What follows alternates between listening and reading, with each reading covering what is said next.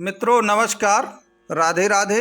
आज के इस एपिसोड में हम लोग मुख्य रूप से मिथुन, कर्क और सिंह राशि के बारे में ये जानेंगे कि अक्टूबर 2023 के पश्चात इनका जीवन कैसे रहेगा, क्योंकि अक्टूबर से ज्योतिष शास्त्र में एक महापरिवर्तन होना है जो कि राहु का परिवर्तन है। हम लोग राहु को अक्सर निगलेक्ट कर देते हैं, जबकि देखा जाए तो आधुनिक जीवन शैली, विलासिता सब का प्रतिनिधित्व राहु के द्वारा ही किया जाता है। लेकिन अक्सर हम लोग गुरु और शनि के चक्कर में फंस करके बाकी ग्रहों को निगलेक्ट करते रहते हैं। लेकिन मैं आपको बहुत ही कॉन्सेप्ट सहित ये बताऊंगा कि मिथुन, कर्क और सिंह के जीवन को ये किस तरह प्रभावित करेगा, और जो कॉन्सेप्ट मैं आपको बताऊंगा अगर आप उसी के अनुसार कार्य करते हैं तो आप देखिएगा कि आपका जो जीवन है वो बुलंदियों की ओर जाएगा और दुख कष्ट सब कुछ आपके खत्म हो जाएंगे। तो हम आज के इस पूरे वीडियो में ये देखेंगे कि राहु मिथुन, कर्क और सिंह राशि को कैसे प्रभावित करेगा और किस तरह वह उनके जीवन को कुल मिलाकर के बुलंदियों की ओर पहुंचाएगा। मित्रों, मेरा नाम पंडित राज है, आपके मेरे इस चैनल में स्वागत है। जो भी नए दर्शक आए हैं उनसे वो निवेदन है कि वो वीडियो को लाइक, शेयर और सब्सक्राइब जरूर करें। अगर मिथुन, सिंह या कन्या से संबंधित उनका कोई भी प्रश्न हो तो YouTube का कमेंट बॉक्स है और मेरा व्हाट्सएप का नंबर भी दिया गया है। इसमें आप अपने जो भी सुझाव है वो एक प्रकार से रख सकते हैं। मित्रों, जो राहु है वह ट्रांसफॉर्मेशन का प्रतीक है, अर्थात पूरे जीवन को रूपांतरित कर देने की क्षमता है उसमें। आपका ये मानिए वो पूरा जीवन बदल सकता है। खास तौर से जो मिथुन राशि या मिथुन लग्न के लोग हैं उनके तो वो दसम भाव पर आता है। तो दसम भाव क्या है?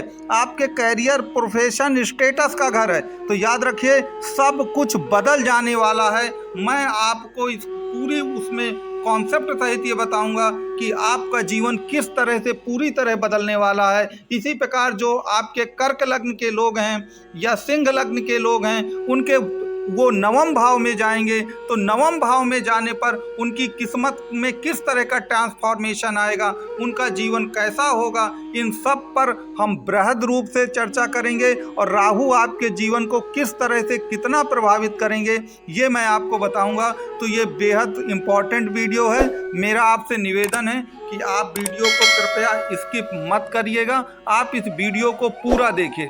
तो चलिए बिना किसी देरी किए हुए हम अब अपने वीडियो को शुरू करते हैं और ये बताता हूं कि किस तरह आपके जीवन को राहु बदल करके रख देंगे। यही नहीं, अभी और सुनिए।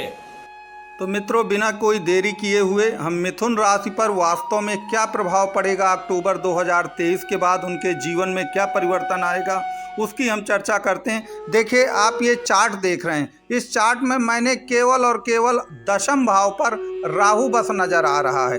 देखिए, अक्टूबर 2023 में अभी राहु आपका मेष राशि पर चल रहा है और अक्टूबर 2023 में यह आपका एक प्रकार से मीन राशि में आ जाएगा, चूंकि राहु हमेशा बकरी चलते हैं। और एक चीज़ और याद रखिएगा, वो उल्टा चलते हैं तो सब कुछ उल्टा है। कारण ये है कि हर ग्रह को आप मानते हैं कि एक अंश से 30 अंश तक चलता है, लेकिन ये 30 अंश से 29, 28 करके एक अंश तक आते हैं। तो ये भी मैं आपको जानकारी दे दूं।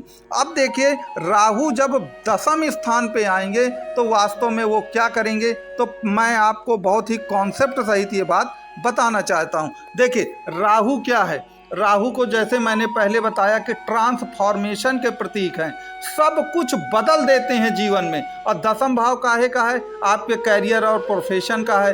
तो जो कैरियर और प्रोफेशन अब तक आप कर रहे थे, हो सकता है कि वह कैरियर और प्रोफेशन पूरी तरह से आप त्याग करके एक नए जीवन में प्रवेश करेंगे, इसलिए कि आपकी आर्थिक उन्नति और विलासिता और व्यवहारिक जीवन आपको उसी में दिखेगा और आप अपने पुराने काम को छोड़ करके इस नए काम की ओर प्रवेश करेंगे।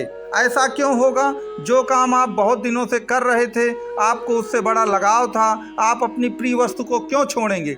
तो उसका भी मैं रीजन आपको बता देता हूँ। देखिए, राहु क्या है? राहु आपका सिर है।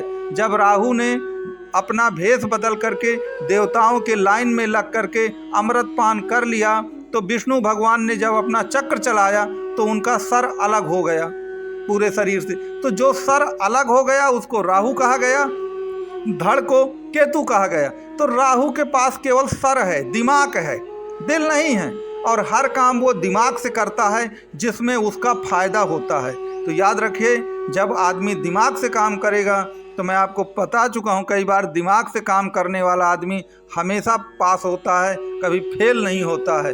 तो आप अपना दिमाग से अब काम करेंगे, आपको लगेगा कि जिस प्रोफेशन में मैं हूँ वहाँ पर मैं मेहनत भी ज़्यादा करता हूँ, स्ट्रगल बहुत करता हूँ, लेकिन रिटर्न तो कुछ मिल नहीं रहे। तो आप ऐसी जगह आपको राहु ले जाएगा जहाँ आपको रिटर्न भी ज़्यादा मिलेगा और आपका एक बेहतर जीवन भी बनेगा। तो ये आपको पहली बात ध्यान रखनी चाहिए। दूसरा एक चीज़ और याद रखिएगा कि राहु क्या है, बहरूपिया है। वह आपका प्रोफेशन में कुछ ऐसा आभा मंडल तैयार करेगा कि आप बिल्कुल छा जाएंगे अपने प्रोफेशन में। भले ही आपको उस प्रोफेशन का कितना नॉलेज है, नहीं नॉलेज है, आप जानते हैं कुछ लोगों को जीवन में बहुत कम ज्ञान होता है लेकिन वो किसी क्षेत्र में छा जाते हैं, और कुछ लोग विशेषज्ञ होते हैं उस क्षेत्र के लेकिन वो कुछ भी नहीं कर पाते। तो राहु आपको आपके प्रोफेशन में ऐसी बुद्धि और ताकत देगा कि भले ही आपको उसका नॉलेज कम है लेकिन तब भी कुल मिलाकर के आप बुलंदियों की ओर चले जाएंगे। तीसरा, आप एक चीज़ और याद रखिएगा कि राहु क्या है। राहु का स्वभाव कई मामलों में शनि से उल्टा है। शनि क्या करता है कि हर चीज़ बहुत विलंब से देता है और वो कहता है कि पहले पूरा प्रोसेस और प्रक्रिया को कर लीजिए फिर मैं आपको लाभ दूंगा। अर्थात हर चीज़ वो पहले पूरी प्रक्रिया, क्योंकि शनि को एक्सपर्ट कहा गया है। अब किसी भी विषय या क्षेत्र के एक्सपर्ट आप एक दिन में तो बन नहीं जाएंगे, उसको करने में बहुत समय लगेगा। लेकिन राहु जो है ना, हर काम को शॉर्टकट और बैक डोर से करना चाहता है और वो बहुत जल्दी सफलता पाना चाहता है। देखिए, राहु को सही गलत, नैतिक अनैतिक, धर्म अधर्म, इनसे कोई मतलब नहीं। उन्हें अगर किसी चीज़ से मतलब है राहु को, तो वो है सफलता। सफलता चाहे शॉर्टकट से मिले, चाहे आपको बैकडोर से मिले, नैतिक साधनों से मिले, अनैतिक साधनों से मिले, राहु को केवल सफलता चाहिए। आपने देखा है जो लोग राहु से जिनका राहु बहुत ठीक होता है, उच्च का होता है, वो कितने बड़े राजनेता बनते हैं, कितने बड़े बिजनेसमैन बनते हैं, क्योंकि उनके लिए सफलता ही सब कुछ है। तो आपके जीवन के जब 10वें भाव में अक्टूबर 2023 में आएगा तो आपकी मनोदशा ऐसी हो जाएगी कि केवल आपको सफलता सफलता सफलता, यही शब्द याद रह जाएंगे। आपको बाकी दुनियादारी से, संस्कार से, नैतिक अनैतिकता से, सत्य असत्य से, किसी चीज़ से कोई मतलब नहीं रह जाएगा। क्योंकि याद रखें, राहु को सफलता प्रिय है, राहु को बड़ी बड़ी बातें प्रिय नहीं हैं, राहु को इमोशनल बातों से कोई लेना देना नहीं है, क्योंकि उसके पास ना दिल है और ना पेट है, उसको इन चीज़ों से कोई लेना देना नहीं है। तो राहु जब आएगा एक प्रकार से, तो याद रखिएगा आप सफलता की ओर ही जाएंगे और केवल सफलता। बस इसमें आपको एक चीज़ याद रखना है कि जो आपका दशमेश है वह जन्म कुंडली में अगर सही स्थितियों में है तो आप मान लीजिएगा दशमेश आपका बृहस्पति बनेगा, और अगर बृहस्पति की स्थिति आपकी मूल कुंडली में बहुत अच्छी है तो राहु आपको बुलंदियों की ओर पहुंचाने का काम 100% करेंगे। इस चीज़ को आप याद रखिएगा। इसके सिवा आप याद रखें, राहु जो है दिमाग से काम करता है तो हमेशा अवसरों की खोज में रहता है। याद रखिए, अभी तक क्या था, कोई अवसर आए, आपका मन नहीं है, आपका उस चीज़ में मन नहीं लगता, वो चीज़ आपको पसंद नहीं है, वो अनैतिक है, मेरे स्वभाव से अलग है, दुनिया भर के विचार आपको आएंगे।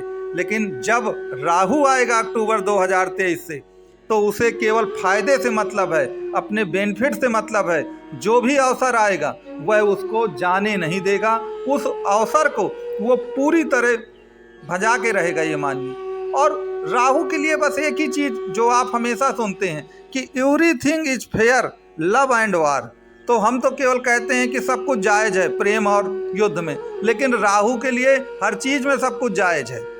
उसको बाकी धर्म अधर्म, ये संस्कार, इससे कोई मतलब नहीं है। तो मेरे कहने का तात्पर्य यह है कि अगर आपकी कुंडली में गुरुदेव खराब नहीं है तो याद रखिए आपको राहु का पूरा प्रतिफल मिलने वाला है। और यदि आपकी मूल कुंडली में, जन्म कुंडली में बृहस्पति बहुत खराब हैं तो फिर याद रखिए कि राहु आपको फंसा भी सकता है, आपके कर्म क्षेत्र में आप बहुत मुसीबत में भी फंस सकते हैं।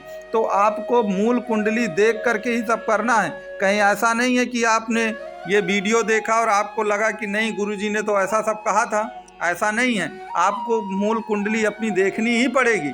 और इसके सिवा महादशा किस ग्रह की चल रही है इसको भी जरूर आप देखिए। कहीं ऐसा तो नहीं है कि आपकी सन की दशाएं चलने वाली हों, क्योंकि सन क्या है, कर्मों का प्रतिफल ही देते हैं जो पूर्व में आपने किया है। तो इन दोनों बातों का आपको याद रखना है।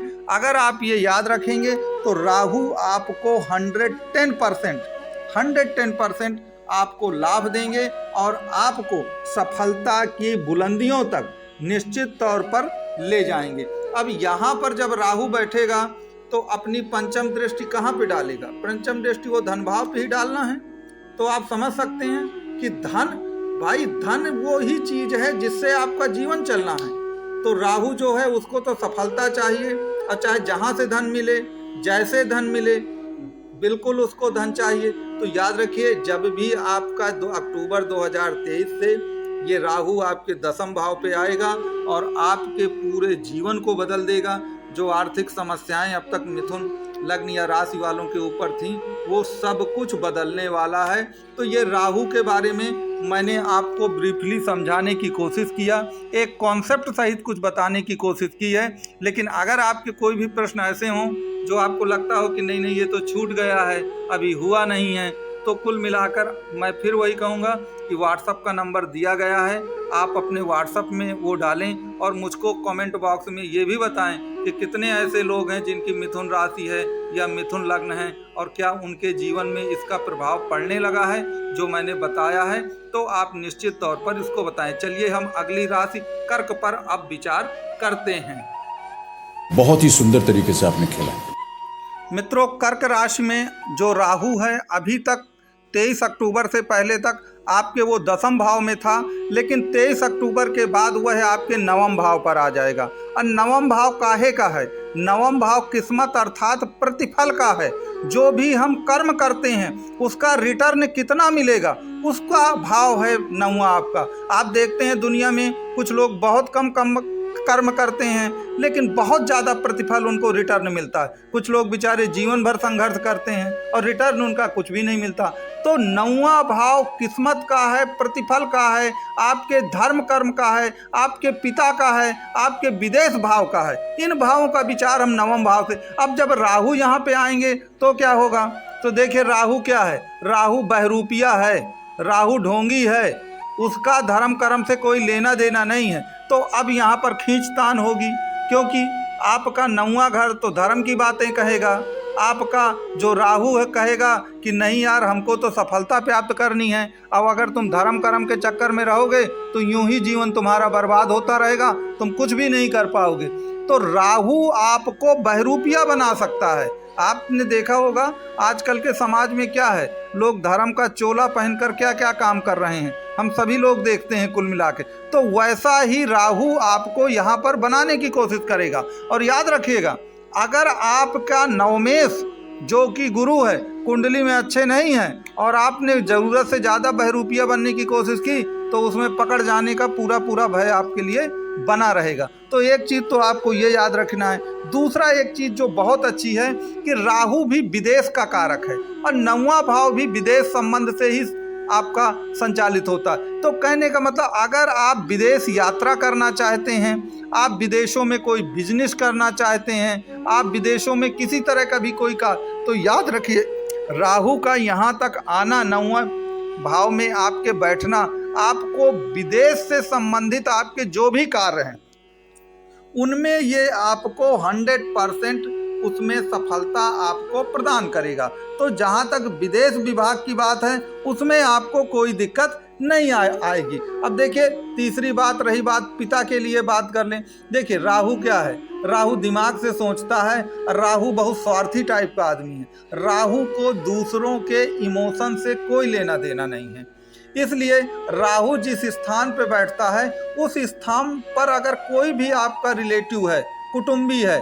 चाहे माता पिता हो, भाई बहन हो, पत्नी हो या कोई भी पारिवारिक या दोस्त मित्र हो, याद रखिए राहु को अपने स्वार्थ से मतलब है, वह दूसरों के इमोशंस को नहीं समझता है। अब जब आप दूसरों के इमोशंस की कोई कदर ही नहीं करेंगे, आपको केवल अपने स्वार्थ से मतलब है, तो याद रखिए संबंध तो खराब होने ही होने हैं। तो अगर आप पूरी कॉन्सेप्ट को समझ लेंगे तो वास्तव में संबंध क्यों खराब होते हैं, उसका यही कारण है कि राहु बहुत स्वार्थी है, उसके पास दिल नहीं है, वो दूसरों के इमोशंस को नहीं समझता है। इसीलिए कुल मिलाकर के संबंध जो हैं पिता से आपके खराब हो सकते हैं। तो इस तरह मैंने आपको कुल मिला के राहु जो है जब नवम भाव पे आएगा तो कर्क लग्न या कर्क राशि वालों को क्या फायदा देगा, क्या नुकसान देगा, तो कुछ चीज़ों में वो अच्छा भी है, कुछ चीज़ों में वो बुरा भी है। और याद रखें राहु बहरूपिया है, और मैं आपको पहले भी बता चुका हूँ कि राहु को नैतिक अनैतिक, सत्य असत्य, इन चीज़ों से कोई मतलब नहीं है।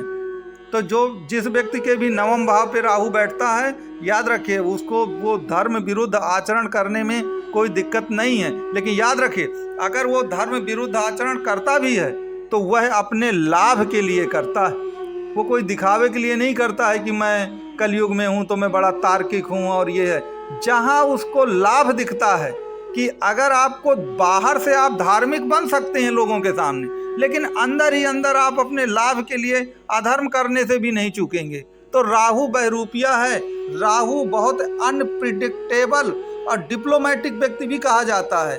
तो याद रखिए धर्म का इस्तेमाल भी वह अपने लाभ के लिए ही करेगा, वो दूसरों के हित के लिए करेगा ये संभव नहीं है, क्योंकि राहु सबसे पहले अपने हित को देखता है, दूसरों के हितों की बातें वो बाद में ही करता है। तो राहु को सबसे ज़्यादा अपने हितों से मतलब है, इसलिए वो अपने हितों, इसलिए विदेश यात्रा के संबंध में राहु बहुत अच्छा है कर्क लग्न या। अब जिनकी भी कर्क लग्न या राशि है वो कमेंट बॉक्स में ज़रूर लिखें कि उनको इसका क्या परिणाम मिला या मिलने वाला है या वो क्या महसूस कर। चलिए हम अगली राशि सिंह राशि पर अब विचार करते हैं। तो साला ये दुख का खत्म नहीं होता बे। मित्रों सितंबर 2023 से आपके राहु सिंह लग्न या सिंह राशि के 8वें भाव पर आ जाएंगे।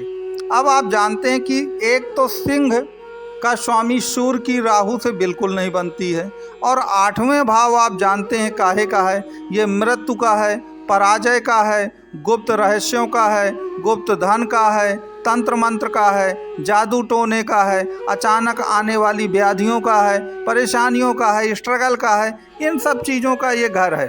अब इसमें जब राहु आएंगे तब क्या होगा, तो देखिए अचानक कोई गुप्त धन आपको मिलना है, उसके लिए तो राहु बहुत अच्छे हैं, उसमें कोई दिक्कत नहीं है।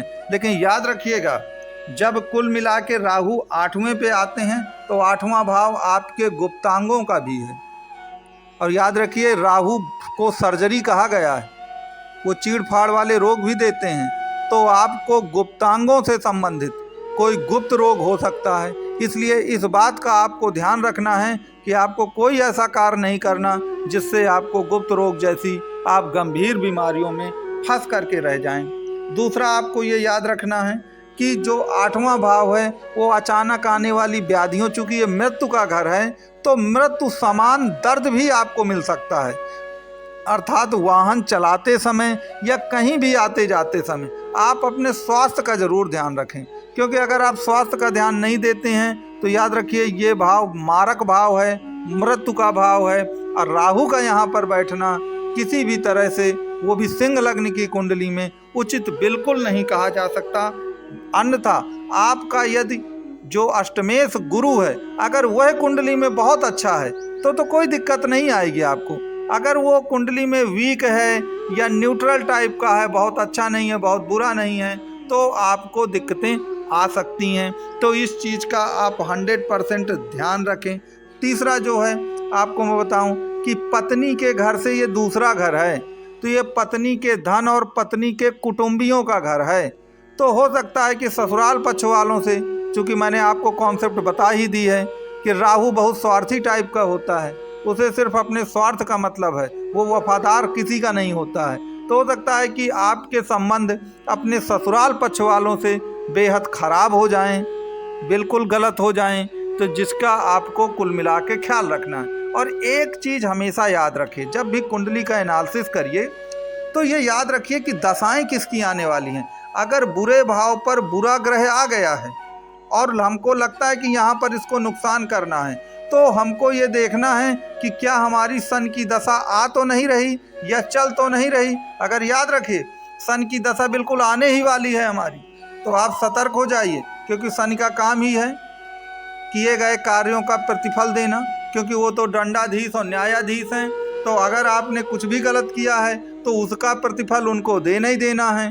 तो इस बात का आपको याद रखना चाहिए कि अगर राहु अष्टम पे आ गए हैं और सन की दशाएं चलने वाली हैं या सन की दशाएं साल 6 महीने 1.5 साल में आने वाली हैं, तो आपको याद रखिएगा यहाँ जो भी आप कर्म कुकर्म करेंगे उसका प्रतिफल आपको शनि दंडाधीश के द्वारा 100% आपको मिलने वाला है। तो मित्रों, आपको कुल मिलाकर के ये जो राहु है, चूँकि आपको गुप्त धन के लिए अच्छा है, आपके लिए तंत्र मंत्र या रहस्यों के लिए तो ठीक है, क्योंकि राहु स्वयं अनप्रिडिक्टेबल है, वो स्वयं एक रहस्य है, तो उसके लिए तो अच्छा है। लेकिन बाकी जो मैंने चीज़ें आपको बताई हैं कि ये दुर्घटना का घर है, आपको ये गुप्त रोगों का भी घर है, ये पराजय का भी घर है, इनसे आपको 100% बच के रहना है, अन्यथा आप 100% अपना नुकसान करा भी लेंगे। तो मित्रों, बहुत ही ब्रीफली ढंग से एक कॉन्सेप्ट सहित गागर में सागर भरने की मैंने कोशिश की है। मैं इस कोशिश में कितना कामयाब हुआ हूँ ये आप कमेंट बॉक्स में लिख करके मुझे ज़रूर बताएं। और राहु से संबंधित या इसके गोचर से संबंधित आपके जो भी प्रश्न हों वह आप कमेंट बॉक्स में लिखें। कमेंट बॉक्स के सिवा मैं आपको बता ही चुका हूँ कि शुरू में व्हाट्सएप का नंबर भी दिया गया है, आप अपनी बात को व्हाट्सएप में भी लिख सकते हैं। निवेदन मेरा यही है कि लोग तुरंत व्हाट्सएप पे फ़ोन करना शुरू करते हैं, थोड़ा समझदारी दिखाइए राहु की तरह आप भी। तो तुरंत जो बात लिख करके बताने वाली है उसे फ़ोन करने से क्या मतलब है। तो ये मेरा आपसे निवेदन है। तो मित्रों, यहीं से मैं अपनी वाणी को पूर्ण विराम दूंगा। अंतिम में आपसे वही मेरा निवेदन रहेगा कि अगर वीडियो अच्छा लगा हो तो इसे लाइक शेयर सब्सक्राइब जरूर करें। जय हिंद।